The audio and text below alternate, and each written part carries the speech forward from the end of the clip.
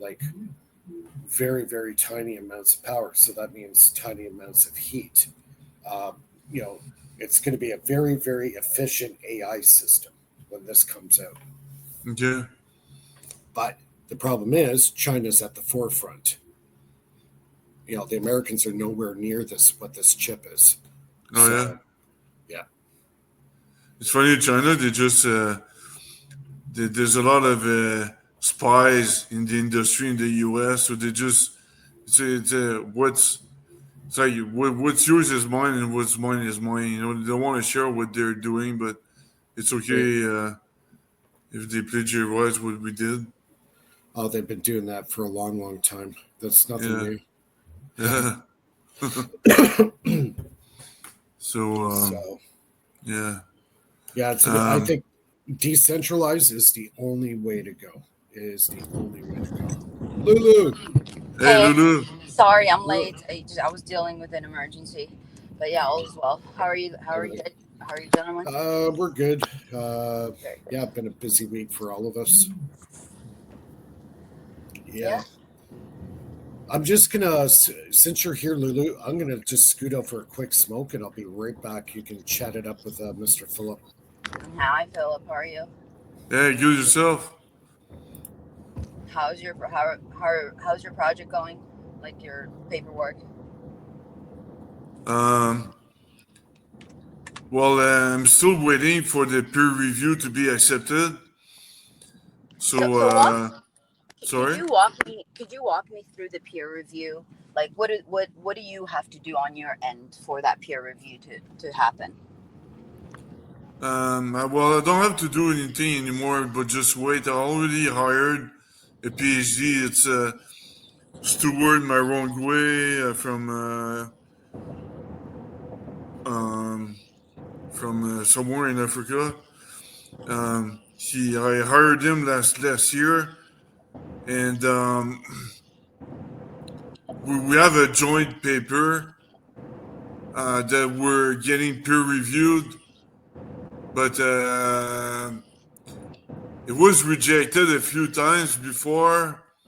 It takes a time, you submit it, you have to wait like 2 months, and after 2 months, you get an answer. Either they say why or they don't say anything. In our case, they didn't say anything why they rejected it. So you had to find another place to submit it to, wait another 2 months, and get their feedback. So that's where we're at right now.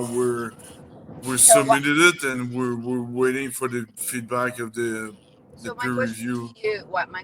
you, is why don't you send it to many PhDs, not one and then wait, and then one and wait? Why don't you? No, we can't do that. We Huh? cannot do that. We cannot submit it in parallel. Oh, you cannot. Okay. No, it needs to be done in series, like one at a time. Hmm. Um, yeah, that's their standards But what's the purpose for that? because they don't want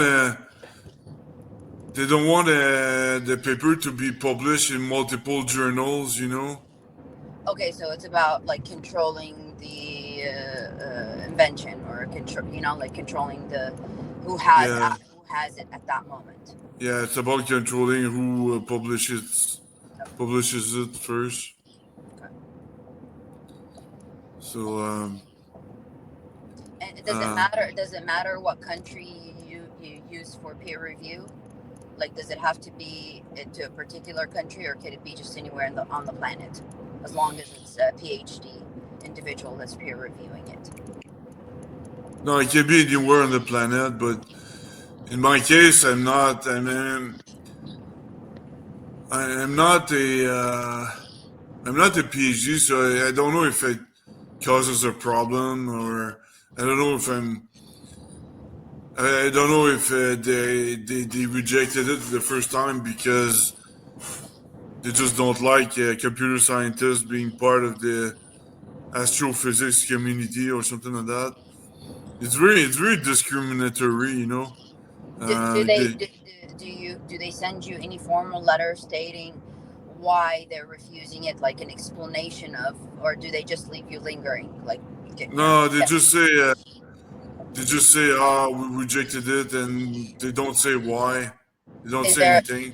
is there somebody that you could ask, like, could you give me why so we can fix, the problems that are causing this to be rejected? There has No, to be a reason. you'll get blacklisted if you ask too many questions. But I You're think really it's a lot. walking on eggs. But Phil, I think it's a really logical thing when you get, like, when somebody sends you a rejection, or they tell you you're rejected. They have to tell you what mistakes you need to fix in order for them to approve it. So for them to get it approved. Like, okay, you resubmit it next time, and what if, like you just said, that you're a computer scientist, and so you could keep on submitting it for the rest of your life and get rejected just because you're not a PhD holder, you're a computer scientist, and they're not ever going to tell you. That's not right. There's something. I know. That's um, they can tell you why that you rejected, but they can also not tell you why, But if they don't tell you why, it's kind of it's a politics thing. It depends. It depends. It Okay. depends if you're really How, a how many PhD times? or. How many times have you submitted this and it got rejected? Got rejected one time. One time. So now we're Yes. waiting. You're waiting for the second one. Yeah. Okay. If it gets rejected for the second time, hopefully not. Hopefully not. But if it does, then don't you think you need to actually call them up, talk to somebody, say, okay, this is the second time this has been rejected. May I know why? Yeah, I'm gonna ask. I don't have a direct contact with the owner of the referees, but I can ask the Dr. Marongwe to try to trace the reason why I got rejected. We just lost you, Lulu.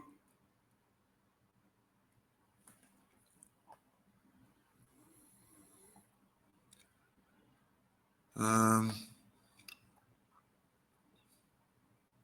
Lulu, you're there? All right. Well, I'm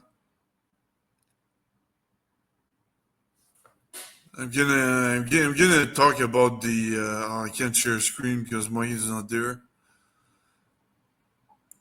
Yeah, we lost Lulu. I'm gonna try to share screen, see if it works.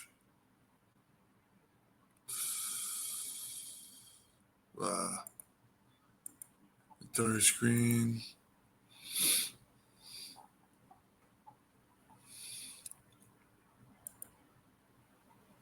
Yeah, I can't share the screen.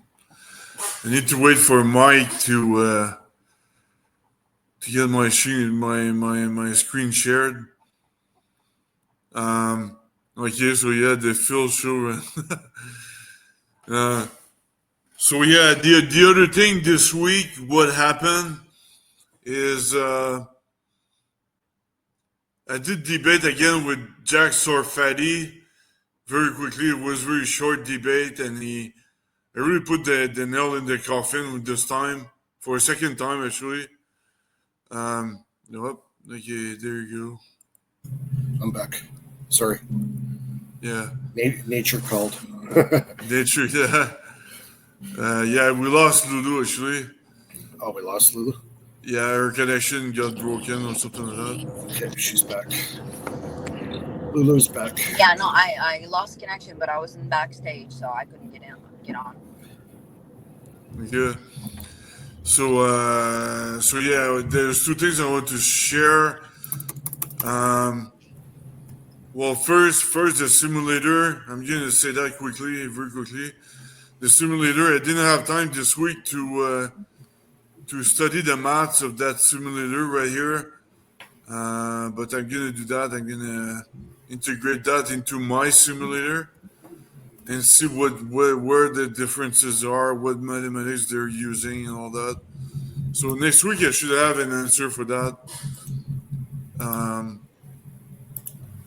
So, and yeah, other than that, it's, yeah, like I was saying, I did debate again with Jack Sorfatti this week. I put the nail in the coffin for good this time. He's going to stop replying and calling everybody an idiot. Yeah. And I said, actually, it turns out Michael Boyd. Oh yeah, yeah. I heard something about Michael Boyd lately. Yeah. Somebody was slamming him. Yeah, Jack Sorfatti was slamming Michael Boyd. But Was it? Michael Boyd is actually he figured the Casimir effect at the nanoscale, but the Casimir effect at the nanoscale is the gravito-electromagnetic effect that I did at the macro scale, already did at the macro scale. So we have similar experiments, but just at different scales. Yeah. And If you're dealing with the Casimir effect, that's probably the closest thing you would get to quote unquote 0 point energy. Now, if you're working with crystals and the stuff that I'm working with, that's what I'm trying to get into. That's the realm I'm trying to get into with those power cells. So I was looking at Hutchison's old videos this week, and finding about these diodes that they were on old Navy battleships. They're extremely rare, very hard to find. But if I could replicate what those diodes were, that might create, a junction to pulling energy out from basically nothing. Either yeah, this Casimir but effect or those type of effects. Hey, yeah, Jonas. Yeah, the like I was diode saying, is almost like with thermodynamics when it comes to Maxwell's demon. When it comes to heat, like this little guy like opening the trap whenever a highly kinetic gas comes through and like lets it Yeah. come over here. Yeah. That's why thermodynamics doesn't matter here. Electrodynamics is more important. You can do it Right. with diodes, Yeah. especially like a low drop, like 0.7%, usually 0.6% on a diode. But I think Mike is onto something to where it's just a trap, a one-way It's a valve. trap. Right. That's Yeah. exactly what I'm doing. So a lot what I'm doing with my power cells is very, very close to what this diode technology was that they were using back in, the 1920s, 1930s. These diodes were out there. They were being used in Yeah. a lot of sonar and radar countermeasure devices. So And germanium's interesting. Do you think you can get below the like 0.3, 0.4 of germanium, or do you well, think if you have another element in there to give it a little push, that will counteract that resistance. Mm. So if you were to say put like magnesium with some kind of catalyst on the one end, that will counteract that resistance in that junction. right? Yeah, And like when the you get Edison battery, kind of, right? yeah, to a point. Yeah, the Edison battery is, obviously it was a galvanic battery, right? Yeah, but it's interesting because our batteries are acid and his was alkaline. Right. And it wouldn't corrode it as much, but you had to, temporarily refill the sodium hydroxide and stuff, Right. So basically my power cell technology is working similar principle. It's like semi-solid state / alkaline, right? So the sacrificial alkaline is the new alchemy. No, it's actually old alchemy. It's old alchemy that was lost, and now we're just starting to realize what we've missed. Alkaline's cool, man. Yes. Yeah. So if you keep it above 7 in alkaline, you're good. If it goes below 7 and 6, then you're starting to get into a galvanic. So the pH is getting too high. That's the key. If you find that sweet spot, your sacrificial cathode doesn't deteriorate. It might deteriorate a little bit, but at an extremely low rate. And then you get these alloys that act like gold, because we all know that gold is a good conductor that doesn't corrode with batteries or diodes. Gold would be an amazing diode material, you know. Sure. But It's just the cost. who just Cost has gold to of make a diode, you know? But yeah, there's alloys that you can make that mimic the properties of gold and noble metals like platinum and stuff, you know. Yeah. Even those could be explored. Yeah. It boils down to material science until we really have a solid grasp of material science and how to counteract, say, like corrosion properties, but still get energy release, getting hydrogen release from that reaction. Then you're on to something. And I think the alkaline, what you're working on, Jarvis, and what I'm working on, I think we're in the right direction. Yeah, we're doing it. I think if our powers combine, exactly. like Captain Planet, you know what I mean? Yeah. No, but honestly, like I honestly think that if what you're working on, you know, and I have some extensive knowledge in battery production and stuff like that too, with what I'm working on, we really could have like some really awesome stuff. We just got to work together, you know what I mean? Yeah, it's the materials, what we're using. Yeah. Now, those diodes had barium titanate, germanium, gallium, and I believe it was the iron oxide, Hutchison was saying, and it was inside this diode. And when he put a meter up to the diode, and it's not attached to anything, it's just sitting on the friggin' table, and he put the meter up to it, and it was producing 0.25 volts. Well, can I say something? I think Tesla actually had the first diode whenever he was doing the solar experiments, and it was hidden. The panel he had is selenium, and selenium, you know about selenium, right? Yeah. Yes, it's photoelectric. Right. Just like if you were to charge aluminum negatively and let UV light hits it, the photoelectric effect will discharge it. Yeah.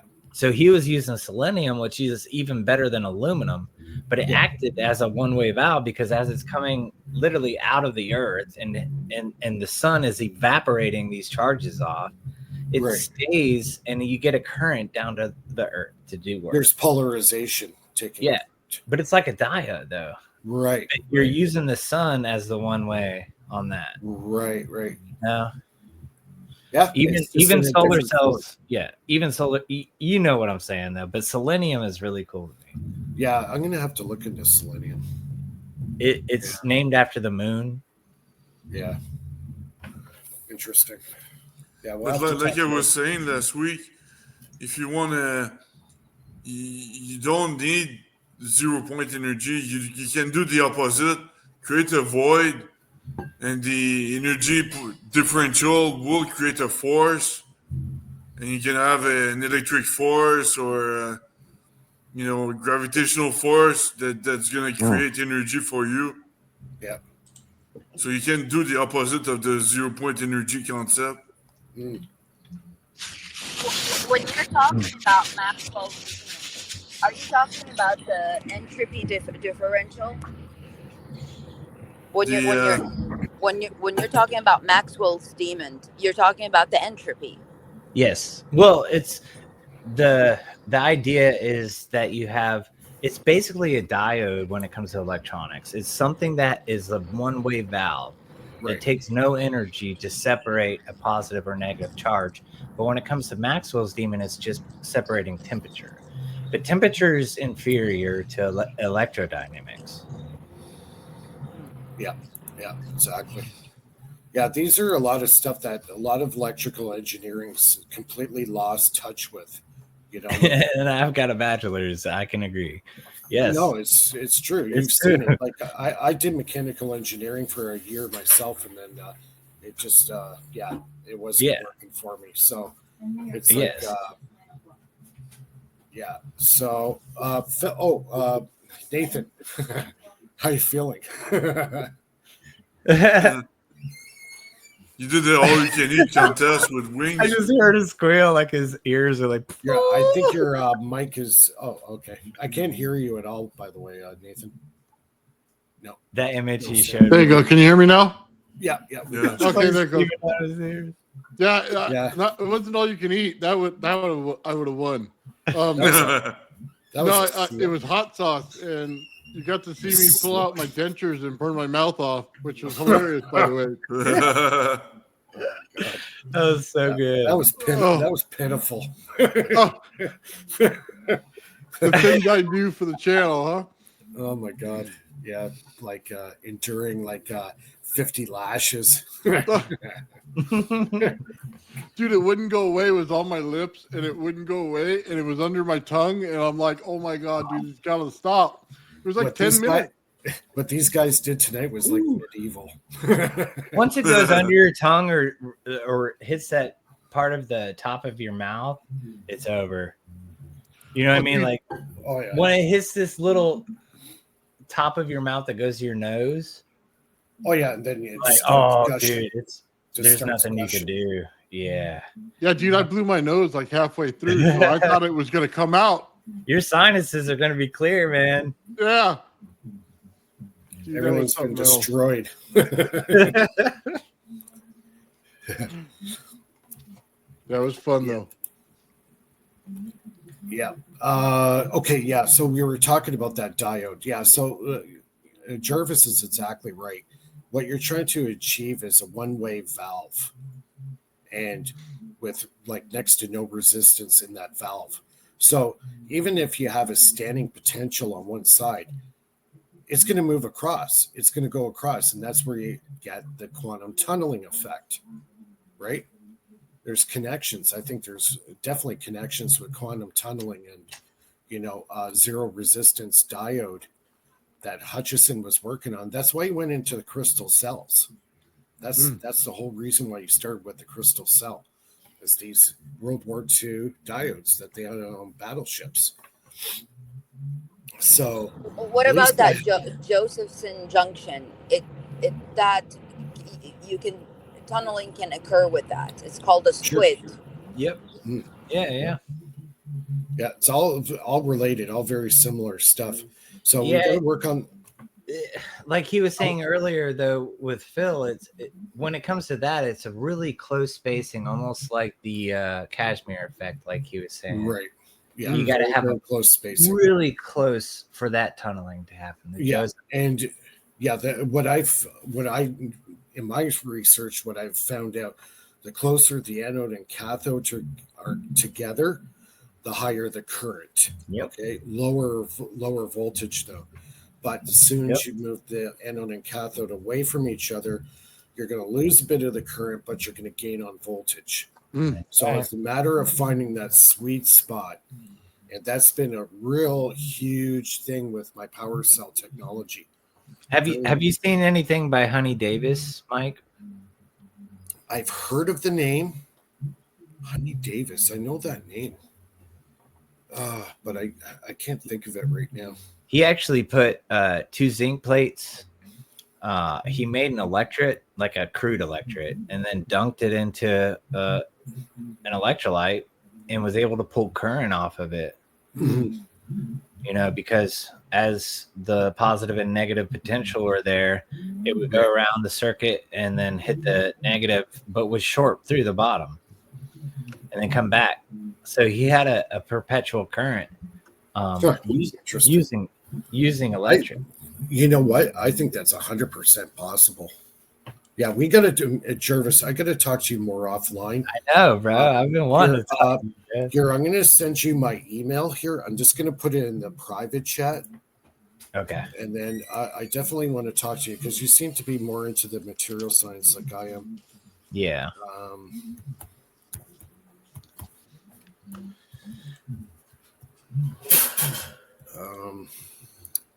So Nathan,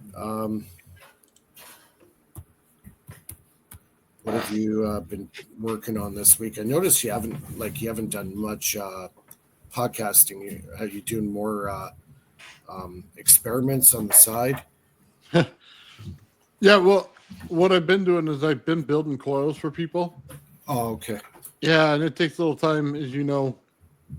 So I built out 2 Tesla coils that are going to the winner of the contest. Those go out. Did a couple personal coils for people. Like when the word gets out that you can kind of hit resonance whenever they want it in a coil, they kind of ask you to do it. So Right. I've been doing a couple of those, and then I've been doing some experiments, man. I'm trying to get my camera work down to be a lot better. Yeah. So it's not just I a know, couple it's minute tricky. shot of a video. I want to do a full video. You know what I mean? Right. Yeah, and it takes time to upload too. Jarvis, in the private chat, I put my email there. Thank you, bros. But Right. like, I tried to click on it, and I'll get to you later. Though I'll do like a text to test it. Yeah. So yeah, building. I wanted to show the work I've been working on. I've been working on these UPS power systems because I think the next big thing that's going to, well, we already got hit by you know what in 2021. I think the next crisis is going to be energy. I really think they're going to start attacking the grid. There's going to be a lot more blackouts. Also, lately, there's been a lot of solar flares. Yeah, so. What's up, Joe? Hey, everybody. I mean, when you realize that if the power goes out, 90% of a population is vulnerable. I mean, Yeah. that's a pretty hard hit. And not being able to know if it is a solar flare, and like China literally calls their hacking group like what? You know what I mean? So we've had the director of national security step down because they basically admitted we can't prevent a cyber attack.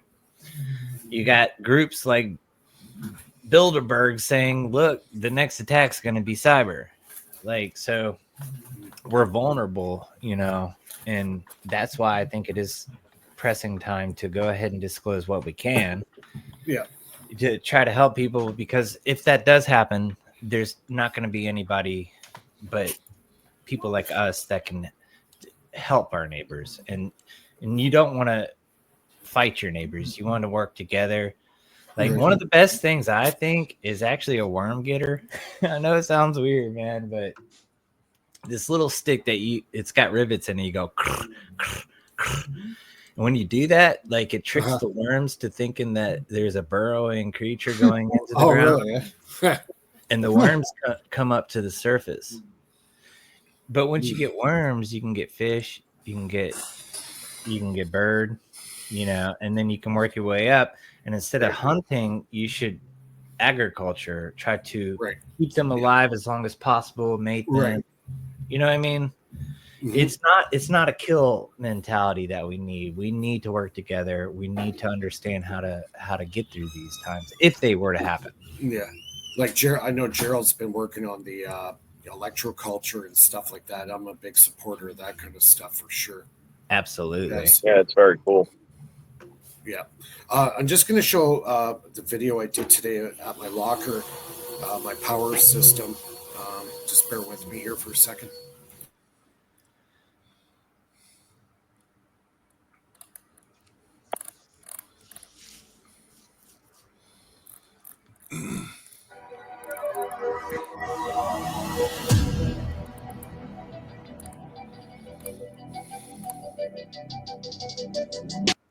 Hey everybody, welcome back to Faraday Research. It is Friday morning. Happy Free Energy Friday. We have our live show tonight. You can tune into the show at Faraday Research. Just click on the live tab, and we'll be going to live to air at 10 o'clock Eastern, 6 o'clock Pacific. And so I'm in the locker today. I'm doing work. I'm building the power unit for the locker. And as you can see, I got my friend's power unit running. I'm running a fan right now because it's getting pretty hot out. So you know what? I figure I got to drain these batteries down so I can do some charge testing with it. So I got this fan. It's going full blast. And I'm just going to let it run pretty much all day. I have to wear these batteries down. And then I'm going to hook up the solar panel to it. I got the 400 watt solar panel. So I'm going to do some charge testing next week. But anyways, so far so good. Everything's running great. Power cables are cold. yeah, if you haven't subscribed to the channel, bottom right hand corner, also give me a thumbs up at the end of the video. So as you can see, I've joined the two batteries together. I'm using 1 gauge power cable. So they're all crimped. They're all shrink wrapped and everything. Very professional. Rock solid. This thing will never fail. So they got the BMS inside. So if they were to overheat or whatever, these things will automatically shut down with the BMS inside. They'll shut them off in 10 minutes. Yeah. So I got that on the go. My saw is working great. I've had to use the saw. As you can see, I got the nice baffle board here that I've made. And I've got the nice material on it. And this is going to fit right on top here like this. Just bear with me for a sec. There we go. So now we got our panel here. Rock solid. Ain't going anywhere. Got the nice felt in it that I put in the other day. I might have to glue a little bit on the edges, but other than that, everything turned out beautiful. So I also ordered my new 2000 watt Renogy inverter, which is the same one as my friend. So I got a good deal. I got this for $329. So that was a great deal. So I picked one of these up. And if you bear with me here for 1 second, I'll show you how it fits. I hate doing this, but sorry. There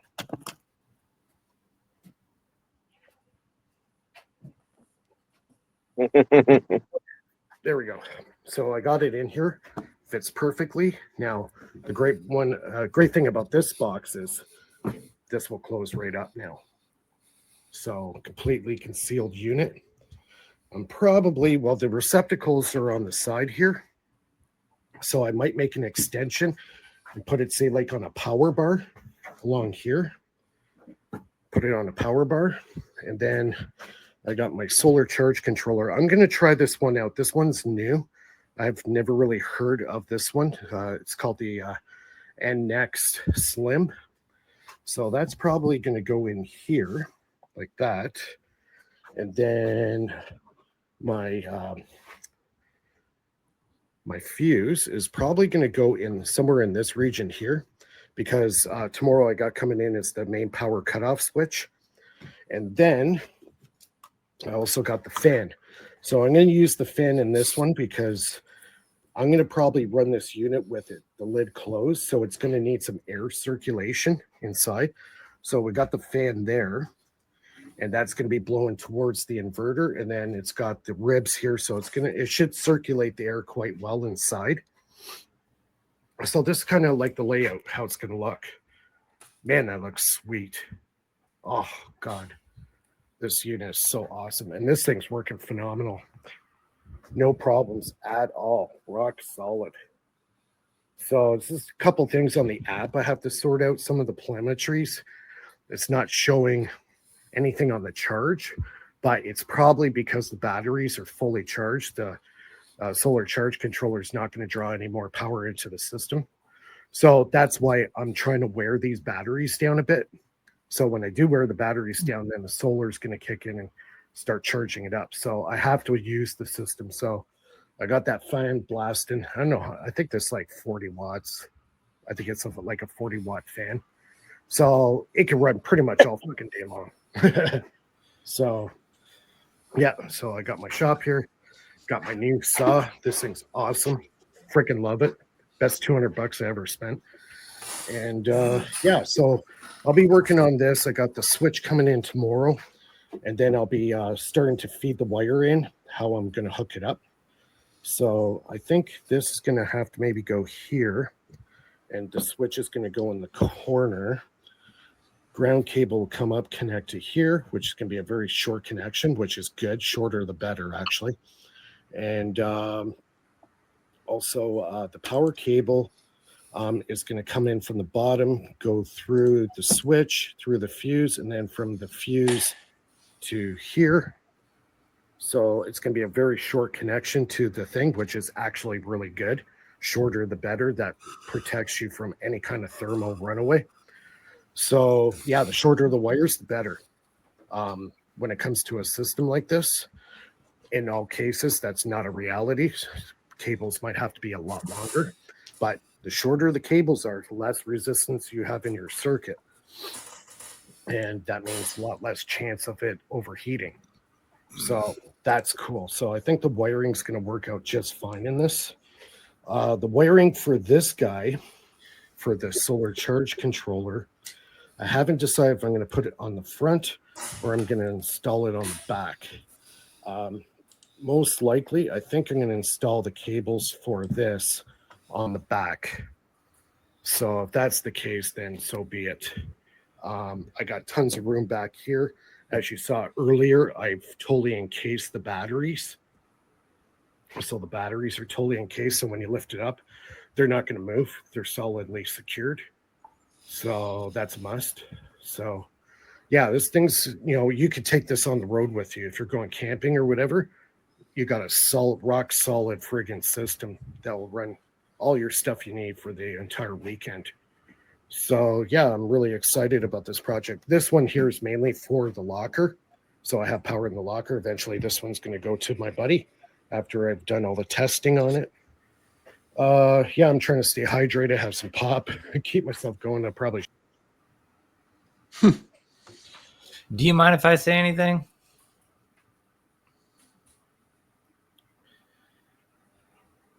Is there audio?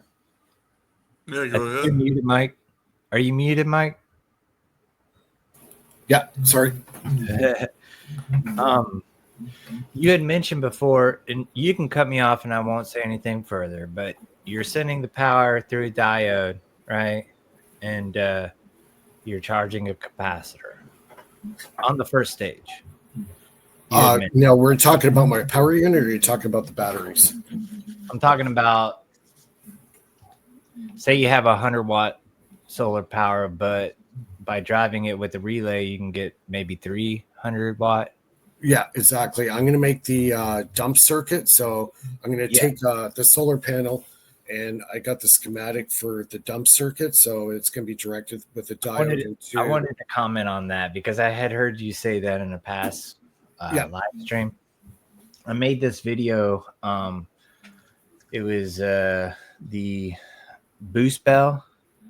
And what you do is you do exactly what you're saying, but add a low resistance inductor. And what happens is as it goes through the diode and the inductor, the magnetic field increases and then collapses. Like a choke. Well, basically you're saying a choke, right? It doubles the voltage on the capacitor on the first stage. Okay, so would the choke before the capacitor or after the capacitor? Yeah, say the battery, right? You go through a diode, through an inductor of low resistance, to a capacitor and back to the battery. Okay. What happens is normally if you short circuit that, it's an RLC of low Q and it will want to go back and forth. But because you have a diode there, it's prevented from going that back. Right. And what that does is it charges the capacitor to twice the voltage of it would have if it were just charged by the battery. Right. All you got to do is add a low resistance inductor and it through the diode because you had that correct. And this is just my honest opinion. You know what I mean? You could try it both ways. Mm-hmm. But when you do that, if you double the potential on the capacitor, the energy storage squares because the energy stored in a capacitor is the square of the voltage times the capacitance. Right. So just by doubling the voltage on that capacitor, it stores more energy off the bat. Right. And then when you dead short it back to the battery, say you're charging, you could get 50 to 100 amps discharge. That's where you're taking one solar panel and making it two. And there's other things you can do to make it 3 or 4. You know, you get me though. Just try that. A low resistance inductor. I called it the mousetrap because what you're doing is you're pulling it back. Just like literally the mathematical equations of an inductor is like a mousetrap. And you're literally like, as the magnetic field's building, you're pulling this back as a torsion spring. And the release of that is the power. It's like the snap. I mean? Yeah. And unless you snap the trap as quick as you did for the release, the power out's going to be greater. But who's stupid enough to be like, you know what? I'm going to set this trap as fast as possible. It's just a stupid analogy. You're not going to ever get more power out unless you try to set the trap at the same speed it snaps. Right. It's a time machine. Yeah, it's got to be timed correctly. And when you double the voltage on the capacitor, you get 4 times the energy because it's square the voltage. Right. Yeah, so I'll be using a 100 volt, 4,000 microfarad capacitor, and then I'll dump the energy that I'm getting from the solar panel into that. And then You said you're dumping it with a relay, right? Yeah, a single throw relay, and yeah. That's an awesome choice. I love relays. I was telling Nathan earlier, even though if you hit the bell like slowly, but if you're like really hitting it, like with a solid connection and solid open, yeah, like a relay is perfect for just slowly hitting it and letting it vibrate. Like this will be really effective if you're using a lead acid battery, lithium, any kind of lithium battery or whatever. You got to be careful about that because it can affect the BMS. Yeah, because you can have back. That's why I recommend a diode in the beginning, like you said too. Yeah, there's going to be just to prevent that. Probably three diodes in this one. But you could literally take a battery and an inductor and a capacitor and throw a switch, and it would sit there and go brrr until it dies down, maybe about 80 times, depending on the Q of the circuit. Right. So just by closing a circuit that has a capacitor and an inductor, the battery is going to be hidden with different voltages back and forth. It's going to be part of that circuit. Yeah. Just by closing it rapidly into an RLC circuit, you're going to get that vibration maybe about 80 times. Huh. Just by doing that. You know what I mean? So battery. Okay. Oh, sorry. No, that's fine. Yeah, I'm totally on that. I'm gonna work on that probably in the next week or so. Hey, Mike, nice clean build, man. It looks great. Yeah, it's turning out really I love how it all fits together like that. Your felt lid there looks beautiful. Everything's fitting nice, man. It's gonna be awesome. Yeah, it is a nice build. Yeah, I want it to be durable, so if something happens, the power. You know what'd be really cool to do with that, dude? It definitely looks super durable, man. Like I wouldn't even hesitate to throw that in the back of a truck, rip it right out, plug some stuff in. Awesome, man. That's like putting it all to good practical use. I love that. Mm-hmm. I think to demo it, dude, you should bring it outside, like wheel it, and then absorb water from the air and make water out of the air with. Yeah, I have the circuit to make that too. Yeah, that would be cool. Yeah, Laser. What's his name? The guy from Plasma Channel actually did a pretty good build on that. Yeah, he did. Yeah, but I had this before him. I mentioned it on Old Man Bills. I mentioned it on Old Man Bills. But, bringing water to the desert. Yeah. Yep. Because everybody's seen the experiment. Well, hopefully you've seen the experiment with water coming out of the faucet, and you comb your hair with the comb, and you hold the comb next to the water, and it bends towards it. Yeah, it's magnetic. Water, especially like dew. Most people want to use the daytime to make water, but if you were to make water at night, you have let the sun evaporate the water during the day and condense during the night. Right. It's already more efficient. It's already more efficient doing it that way. Way more efficient. Yeah. Exactly. Well, they make a commercial unit already for that. You can put on your house. It makes up to 1 gallon of water a day. A while ago, awesome. And I actually made there's these little invention things where you can put a stupid invention, and they're gonna be like, "Hey, either we're gonna back you or not," and it's like a scam kind of thing. I did this back in the day to acquire water from the atmosphere, and just saying, "Hey, why don't we just let the sun evaporate the water during the day, and then when it's nighttime, we put a little negative charge on a big panel, because the water." The dew in the air, as it naturally gets colder, is going to produce dew. That dew is going to be attracted to a negative panel. Yeah. Since it starts condensing. When it does, it hits a hydrophobic surface as a coating. And it rolls off, and you collect the water out of the air. Yeah. At night. I called it dew water. That's part of the reason I'm working on a system like this right now, because I really see power Do it do going to be water. an issue. Do water. You could easily put a negative charge on that to, and Yep. it's cool because nobody's seen it at night. You know, just be like, hey, just wait. Well, I'll I got my record it when I sleep. Well, I got my Vortex water machine in the locker as well, so I'll be doing my structured water again. So Nice. it's all based on That's real Victor cool. Schauberger's. Yeah, I've learned it from an old friend of mine. He's been doing it for years and years, so I've learned a lot off him. And he's got validation now. It's a couple of universities on the water. So he's trying to I sell wish I it could now. say something about that. Well, I'll put it to you this way: I've done some interesting stuff with that water. Like Yeah.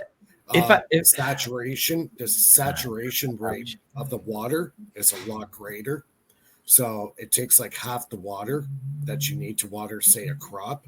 This guy in Australia is actually doing this on a very large scale.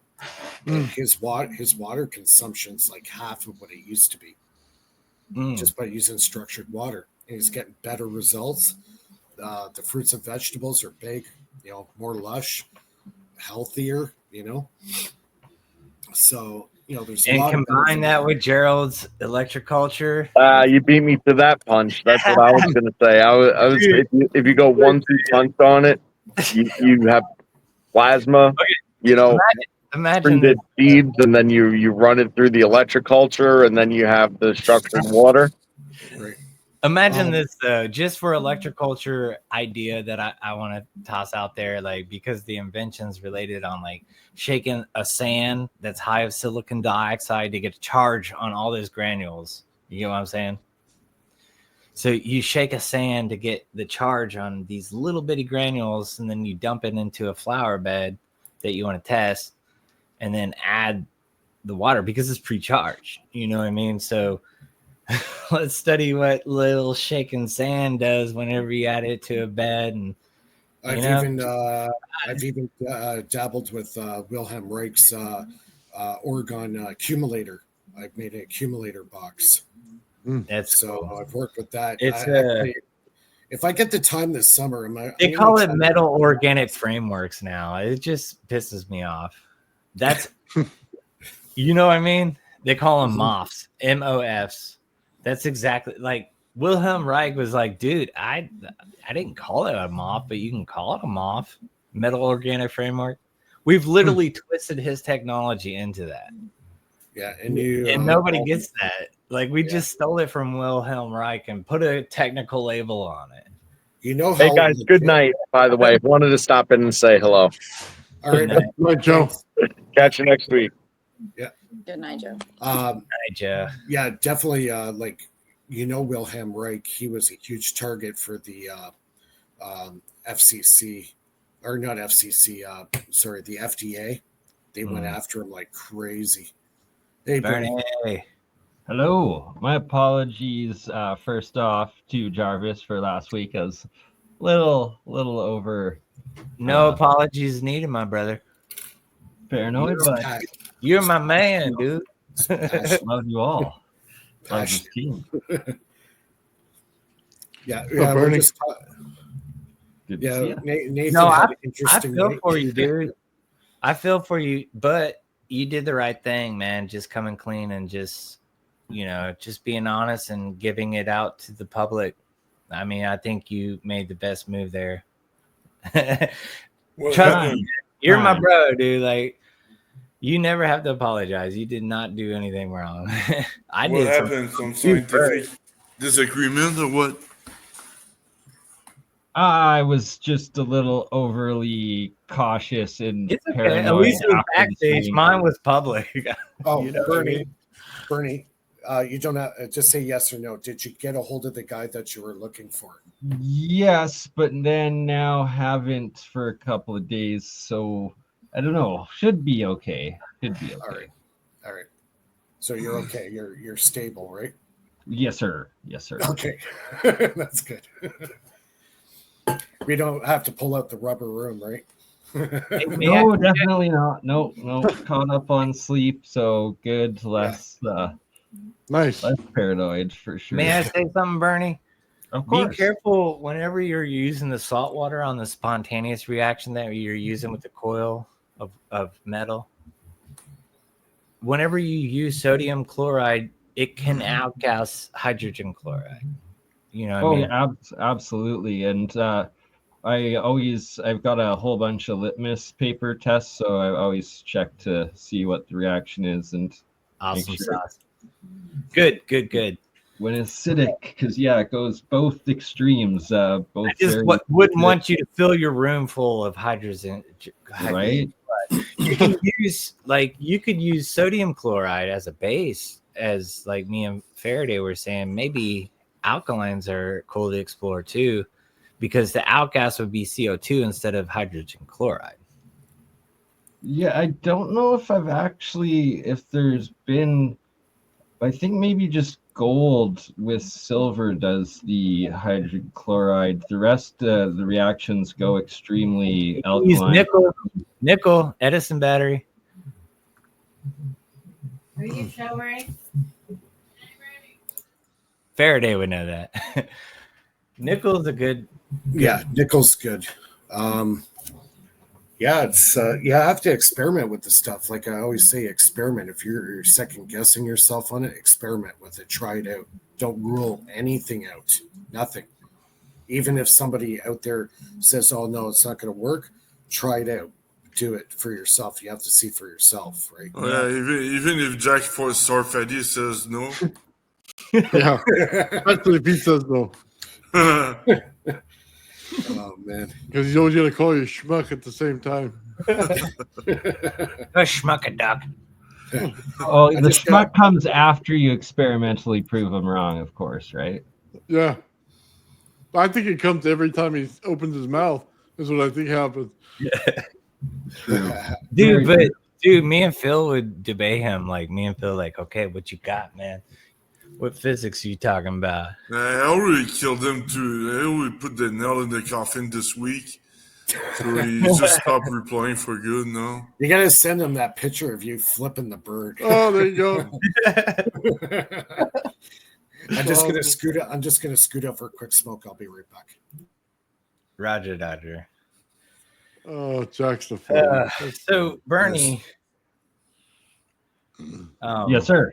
Well, I don't want to say I'll talk to you backstage, but I would like to talk to you backstage too. Absolutely, we shall. And Dude, what happened to your room, Bernie? It looks all smoked out now. Is that that's your camera? in direct sunlight going into the camera. okay. There we go. Oh, I'm like, dude, wow. Dude, going to the happy place early. I'm thinking, It looked like you had some. I'm getting taken away. The aliens are You coming. got They're fog attacking going me. on, man. Ah! He's using the CO2. He's using the sodium carbonate, get some CO2. No, but like you gotta know, like hydrogen chloride, you don't want to fill your room with that. And I'm just trying to be honest. Oh, and 100%. safety tips, because You're literally, bang like, on with that. dude, these alchemists would die back in the day fucking with mercury, and they didn't know what mercury could do to you. You know what I mean? It's a science that you have to have somebody teach you with, that you can't go willy-nilly, because you could literally die if you do the wrong thing. You know what I mean? Big time. Seriously. And I kind of forgot to put little disclaimers on some of what I released there, especially with the process of working with lead and tungsten, and how just poisonous lead becomes in the monoatomic state when you break it down in electrolysis. It's extremely sketchy, poisonous, and you will harm yourself quite quickly. And it's like in alchemy, you just learn lead into gold, and lead is dangerous, like Bernie's saying. Like, so if you're just trying to mess with lead just to get going and you don't know what you're doing, dude, you could die from that lead. It's plum. Very quickly. You know, it used to be that, and that's why you ingest it, you inhale it, or anything like that, you're done. You can do that with mercury too, you know, and that's why it's scary, because mercury is important in alchemy. But if you don't know how to use the mercury, you're dead. wow. Yeah, but don't use mercury, use gallium. Yeah, but it's not going to be the same alchemy. I mean, when it comes to alchemy, you know what I mean? Oh yeah. Gallium is like 70s, 1970s. But gallium's cool as a liquid metal. You could like spin it in one of those things I showed in the past on Nathan's channel. Instead of spinning an electrolyte through a magnetic field, you could spin gallium or any liquid metal through a magnetic field, and you can get what I call a fluid turbine. It's a Tesla fluid dynamo. Sorry, I always call it turbine, but the dynamo would be two magnetic fields. I showed it on Nathan's channel whenever I first. But if you use liquid gallium and spun it above this magnetic field, it would act like a Faraday disc going above a magnetic field, and you get a really high current. You know, and what me and Sean are trying to work on is how to increase the voltage of that current, because you could do it with electrics very easily. And then you have a hybrid system that's high current, high voltage, and you know. Then you fry your eggs on it. I wish I had the actually YouTube. I would put like the fireball by your eggs. No, but yeah, I did the same, and it creates a gravito-electromagnetic field that shifts the gravitational acceleration. So it shifts the weight of the apparatus. Have you seen gosh, what's his name with the SR3B or the TR3B? Have you heard about that? Yeah, the Lockheed Martin TR3B Aura. Yeah. Like, well, that's the TR3A, I think the Aura was. The TR3B yeah, you're right. Is the B, the B, the A was Aura, and the B is, I don't know. The B supposedly uses both T. Townsend Brown's electrogravitic charge, but also apparently the three red like plasma balls or whatever on that are seen on it supposedly are acoustic, somehow acoustic generation of anti-gravity. I think they're buoy balls. Yeah, it's just some sort of plasma, like high energy plasma that creates a gravito-electromagnetic field that shifts the weight of that creates a differential in the energy potential, which will induce a force. Yeah, and to be able to potentially make a dominant monopole that's positive or negative is cool too, because you can't do that with magnets. That's what separates the invention. You know, because you can have a dominant positive charge or dominant negative charge using the knowledge of that, and you can't do that with magnets. But you can literally have a positive and negative pole. Not totally. Yeah, you're talking about canceling energy, or no? I'm saying when it comes to energy, we can define it as the electron volt on the quantum level, right? The electron volt literally is a charge voltage product. Yeah. So the energy is equivalent to the charge and voltage. Okay, that's potential energy. Yeah. You know, of the electric field. You know, the energy of a magnetic field is different. The energy of a magnetic field is the energy density is the magnetic field squared divided by the permeability of in engineering, it would be Li squared. So yeah, I would say, but the L is the inductance. Yeah. When it comes to electrical engineering, that's all I really relate things to. You're an engineer? Yes. Oh, cool. Electrical engineer? Mm-hmm. Yeah. Oh, nice. I have a bachelor's, you know, and I've been studying this for like 20 years, you know. Just the mechanical engineers know a lot of stuff, so yeah, electrical engineers are kind of even better. Yeah, it's fun. because it's not thermodynamics, it's electrodynamics. It's completely different. And to have an electorate is going to change the world, just like the magnet. And I'm just saying, to have these combinations that are available, and if I could work with Mike Faraday on his cell, we'll make as much power as we need, guys. Like, you want to power your house, me and Mike will work together and do this. Are you next to Toronto? I'm in Georgia. Georgia, yeah. Yeah, you're about 3 hours away from me. The swing state. The famous swing state. I never That's heard a that. 3 hour. So what? A 3-hour flight from Toronto to Georgia? Oh yeah. But we don't have to be in person. We can, Oh yeah, we do on Zoom call or whatever. That's what we're best at, anyways. I mean, we've been doing it, so. Yeah, we'll definitely chat offline for sure. Can I know you guys already seen my experiment, but can I show Sure. I show him my experiment I did about the equipment, the MHD vortex? Yeah, pop it up. Just one sec.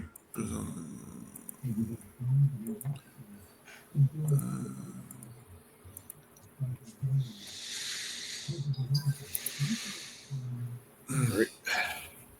Can you see my screen? Yep. Yeah. Nah, man.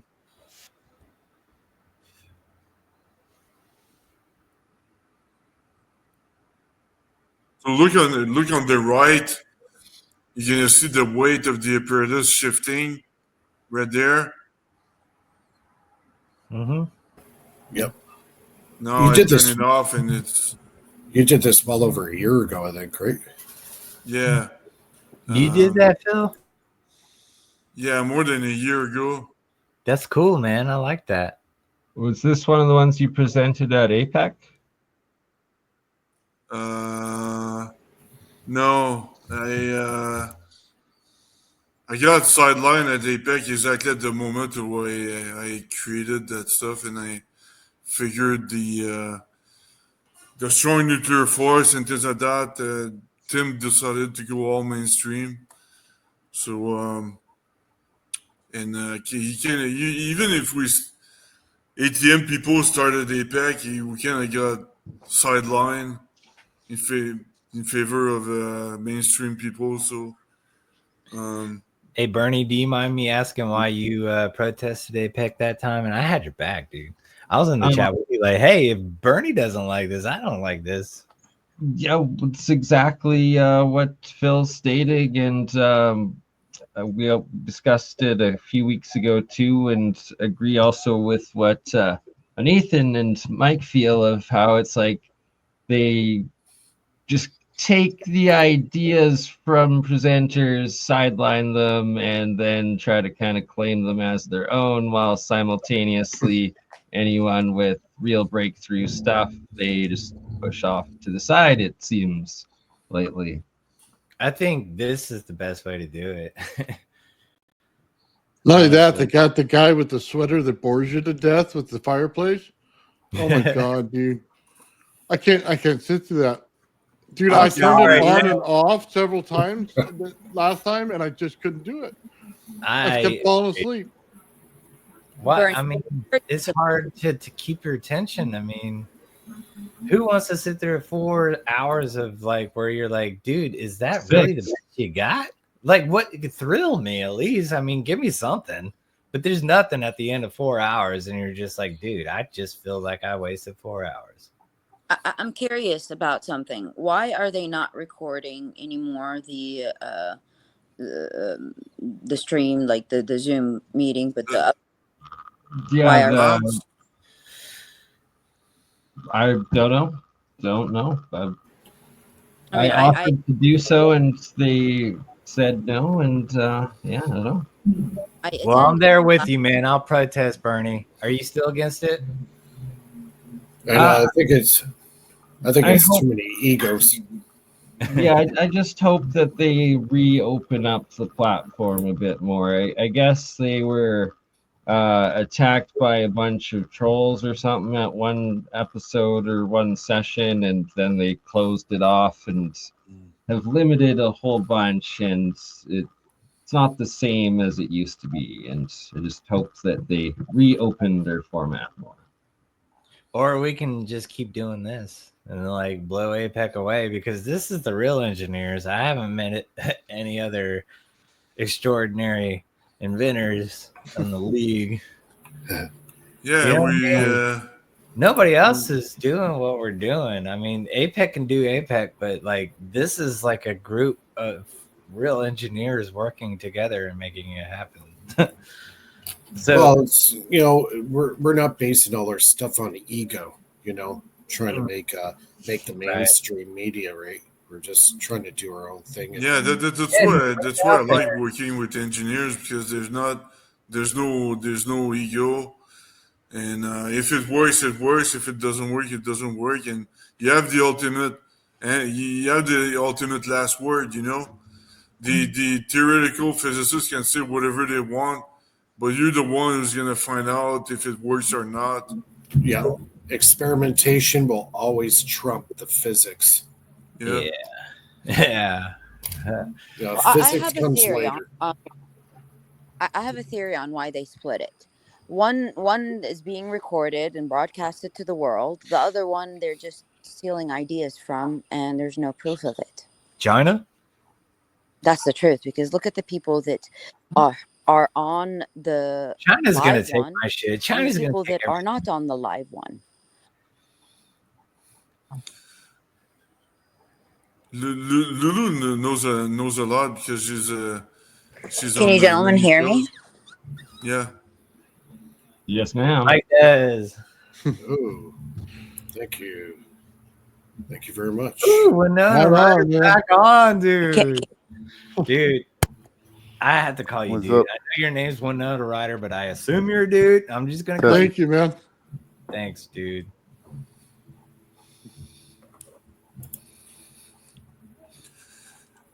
Yeah, live chat is alive and well. That's what I like about our show. We have a really good active chat board, and welcome anybody that's new that comes to the channel. Welcome to our show, and this is who we are. Okay. We're trying not to be egocentric maniacs. We're just inventors that like to shoot out ideas and share our ideas, and hopefully that can help one of our other followers advance in their stuff. That's what this is all about, right? No, but that's exactly what I said to Jack Sarfati this week. I said, I told him that all he cares about is selling books with his and disinforming the population with his nonsense. And proof is he wouldn't bet $5 on his experiments. He wouldn't, because he knows it's not gonna work. It requires exotic energy and all that nonsense. So he clearly knows it's never gonna work, what he's talking about. So he wouldn't spend $5. He can make all the calculations he wants. But Could I offer an experiment off my physics that would work? Maybe. What if Sean makes this electric pendulum, and can a control neutralize weight to swing it, but like a positively charged electric and a negatively charged electric compared to the neutral swing? Do you think there would be a difference in the time of the swing? I think there would be, because the Earth has a more abundant negative charge, and if it's a positively charged pendulum, it would have more acceleration towards that. So I think the positive pendulum would tick faster than the neutral, and I think the negative pendulum would tick slower. And that's you're right. The Earth has an Earth has an electric field, so It's Yeah, gonna when it comes affect. to physics, the power is prediction. You know what I mean? Yeah. When it comes to potentials, no matter what, the more positive potential is going to feed the lesser potential. No matter what. Potentially. No matter the circumstance or material or whatever, the more positively, the greater, not positive, I shouldn't say positive, the greater potential is going to be the source to the lesser potential, no matter what the circumstance. That's why it'd be interesting for a pendulum just to see. Yeah. I By the way, predict- hi, Mike. Hey, what's up, man? Nice to see you, man. Well, Yeah. No cameras. I got to hook it it is up. good to see you. He's still in the holodeck. If my Mike? picture's not good enough. It's 3 holes. Gives me every time. You'll never live this one up. Especially. Oh, we played the episode with you in it today, Mike.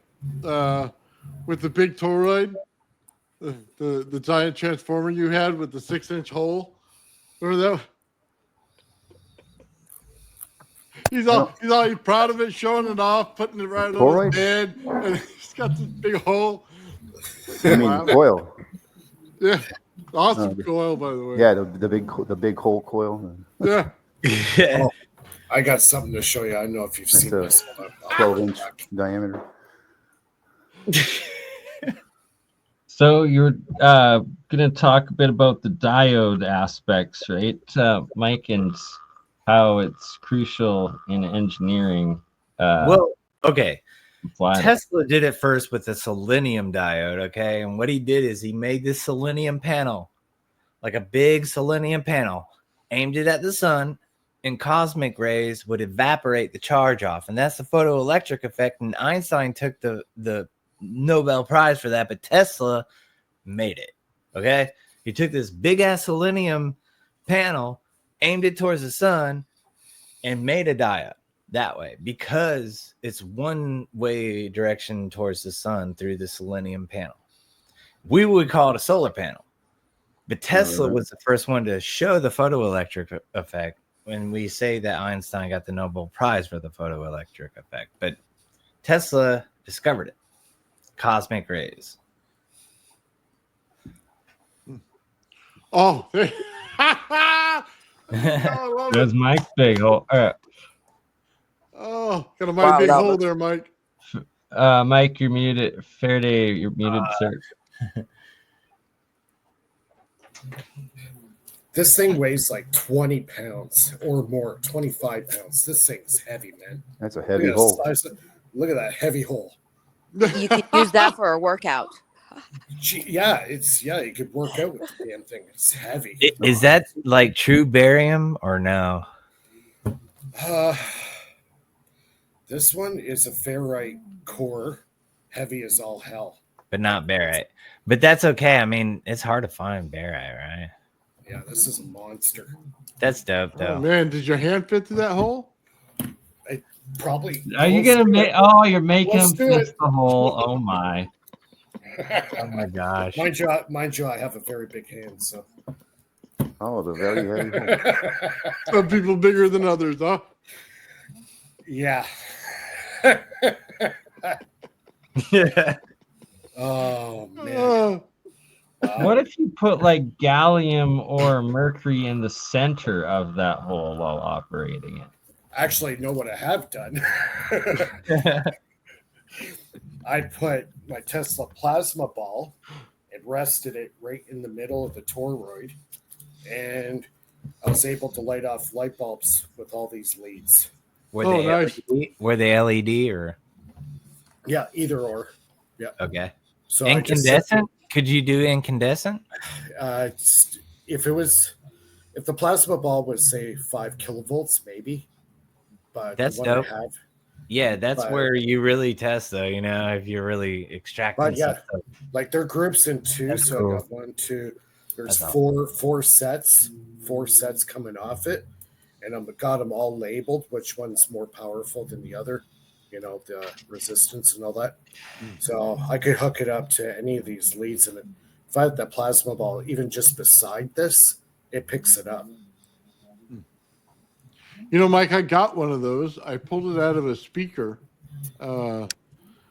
It's just not as big as yours. My hole is much smaller. I got the biggest hole of them all.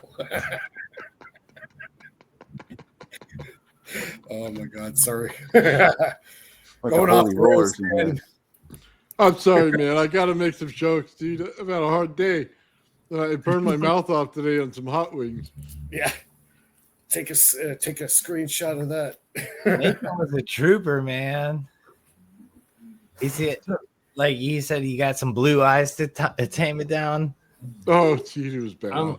Have you guys seen where they do two wirings on those with the ferrite core now, but separately halfway? And apparently by having them 50-50, you can actually like pull some like extra You're mirroring energy it. out of it or something like. So if you had 22 turns going on one side and then 11 and 11 on the other, the amount of turns are the same, so they resonate back and forth to each other like a mirror. But the beauty of splitting it on the opposite side is you can use the 11 to go run off to your regular system. Then the other 11 is a multiplier. It's in addition to it. So what you're doing is you're making a half wave. Yeah, You know what I mean? half-wave. Yeah, in the whole thing, and you're able to pull the energy for free. It's Yeah, called the other- a bit. Right, a bit transformer. Yeah. So what you want to do too, the one that is your half wave, you want to go to a bigger gauge wire, and you're gonna wind it in the opposite direction of the one that's drawing power into it. All right. So what you're gonna have is a decrease in voltage, but your amperage is going to go through the roof, and that's what Don Smith was working on. This is all what ties in what he was doing. But on a ferrite core, though, I want to say this. I don't think it's working exactly that way. Don Smith was working with coils, which it worked perfectly to pull out the amperage. But the ferrite core, because of the way it is, I don't think it's going to give you that. Yeah. Yeah, because I know he worked with toroid cores like this. He made one device that had two of them. Not as big as the one I had. I think they're maybe about 4-inch diameter. This one here, I think, is 8-inch diameter. So it's hefty. It weighs a friggin' ton. Yeah, it's, you know what? Where you find that toroid, by the way, in that configuration is in the Jewel Thief circuit. Yeah. That's where you're going to find it, because you're all about saturating the core at that point, and then it's resonating back and forth. When you hit that resonating mark, then you can amplify things. So I found it in the Jewel Thief. Yeah, definitely. A lot of you can. I played around with this thing quite a bit, especially with even with the Renegade device. I was actually able to split the power off and get more. 2 channels with the same amount of potential coming out of it. Right. So right there, that's over unity right there. If you're splitting it and still getting the same potential off each channel, then yeah, you're ahead of the game, right? But yeah, the plasma stuff I was doing with this, actually, I was surprised it worked as well as it did. Well, yeah. I mean, it runs through there pretty good. You actually probably get a conversion out of it. Just putting a voltage field in there, like a potential, and it'll probably pick up amperage because of the toroid. Yeah, because it's a closed circuit, so it's just going to hold that electromagnetic field. It's different with if you're using, like, say, a solid rod ferrite core versus a toroid. A toroid is a closed magnetic field, right? It's closed circuit. Hey, Faraday, do you mind if I ask you a question? Sure. What do you think, like a Mylar balloon, if you were to spray it with some of that carbon conductive or nickel conductive spray, and then like sprayed it with some vinegar, like as an acid, and then send it up as a balloon with like an aluminum wire attached to the earth? Do you think the evaporation of the vinegar on the balloon would increase the current from the balloon Earth path. If you're using graphene, you won't need it. Well, do you get what I'm saying? Yeah, I understand You, what you're you saying. could also do it with sodium carbonate or whatever alkaline you wanted to try.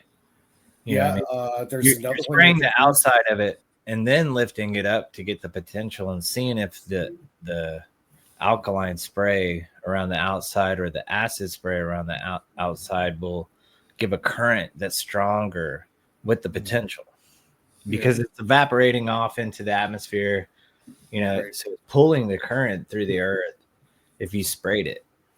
Yeah, that'd be an interesting experiment. Right? Doesn't that sound cool?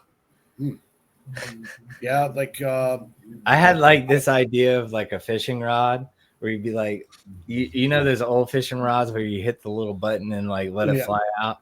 So you just hit the little button and let the balloon go up. yeah.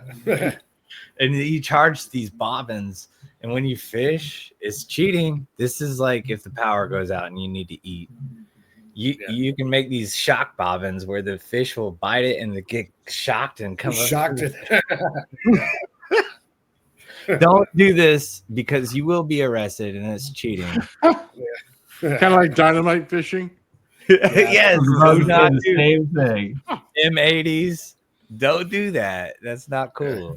You know, it's survival only. Yeah. Get the Canadian Parks and Recreation on your ass. But yeah, it would be a fun experiment, like with a fishing pole. But you have to have like the reel made of aluminum wire or something light. Yeah.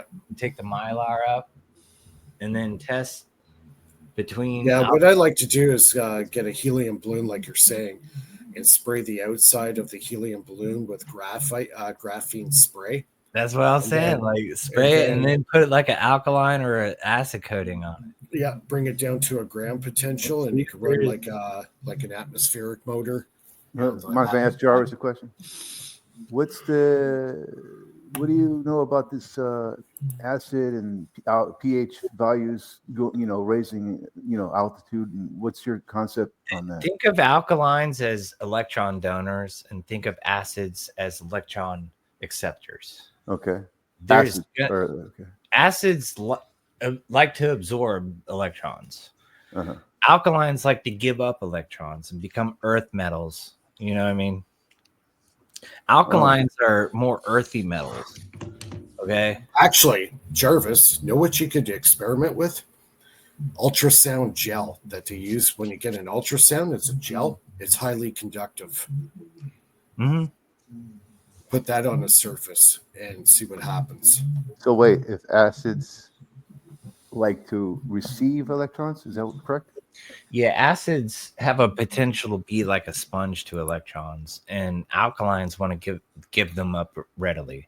Especially like bentonite clay is a naturally negatively charged clay, so you can use ceramics too that are naturally negatively charged, and then you use an alkaline to knock these electrons off because they want to go. Nature is not that difficult. Nature does its thing naturally. So correct me here, is the higher the altitude, the more protons you're more positive compared to Earth. Yeah. And the lower the altitude, you're reaching electrons. Yeah, it's approximately 120 electron volts per meter. Wait. Yeah. Hold on. Approximately the sun is the protons, right?